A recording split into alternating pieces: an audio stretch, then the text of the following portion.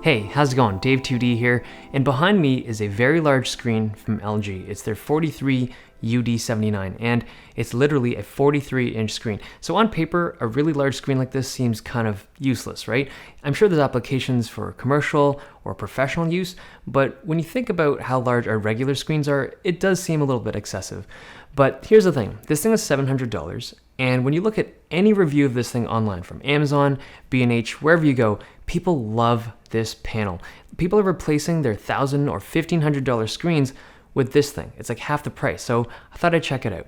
Looking at photos or even videos of this monitor doesn't really showcase how large it is. It really just does look like a normal size monitor that someone brought into Photoshop, grabbed the corners and just stretched it out. It's a perfect scale model of a small regular monitor. Now the build quality is good, it's plastic, but everything looks built well. There are 4 HDMI ports in the back, but only 2 of them are HDMI 2.0, and there's also only 1 display port. There is a USB-C connection, so if you have a MacBook, you can connect it up using 1 cable for both the display connection and for power. Now this isn't going to be a regular review, this is more of just an experience of using this thing for a while because I only started using it for fun, but I actually like it so much, this is probably going to be my main monitor for a while. Obviously, its main feature is its size. 43 inches is a lot of real estate. Now, I've connected computers to TVs before, but I've never used a monitor this big, and the size is awesome. You don't need to scale anything. Keeping Windows at 100% scale, everything appears large and very sharp, and working in Premiere is unbelievable on the screen. So currently, I use a 30-inch ultra-wide for my video editing, but this thing is better. It's just more overall real estate, and when I view the video in full screen, I can see everything clearly. The image quality is good. I measured it with a spider and I'm getting 100% sRGB and about 78% Adobe RGB. The colors are accurate after calibration, but you do need to calibrate it because the default white point is quite blue. But once you do and you sort it out, sRGB color space is great and it's just ideal for YouTube. I tried out this monitor with the PS4 Pro, and you have to tweak it a bit to get it to work. You have to turn on this buried setting called Ultra HD Deep Color, but once it's running, 4K console gaming on a desk is so nice. The size is awesome for immersion. Like, I don't think it's great for competitive MLG gaming because you have to look around to see the full screen, but if you're a console casual like me, this thing is great.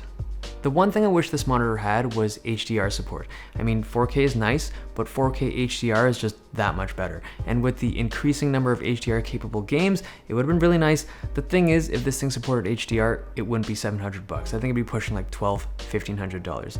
Now, the one feature that makes this monitor super special is the split screen. You can connect up to 4 devices and display them all at once. Now here's the thing, when I was setting it up, I remember thinking, this is kind of ridiculous. Like, who's gonna need 4 screens on one display at one time, right? It seems really superfluous. But once that thing's set up, it is awesome.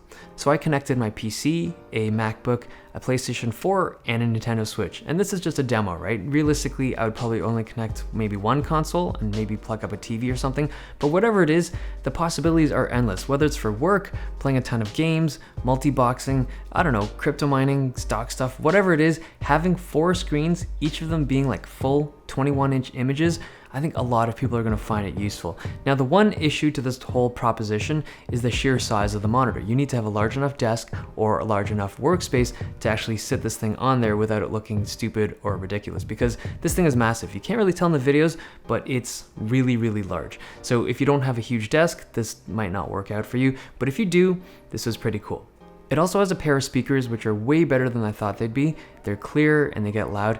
There's not much bass, which is kind of expected because there's no sub, at least not a significant one, but the audio quality in this thing is very good, and I'm very happy editing videos or playing console games directly off those speakers. Now you just don't need to have external speakers.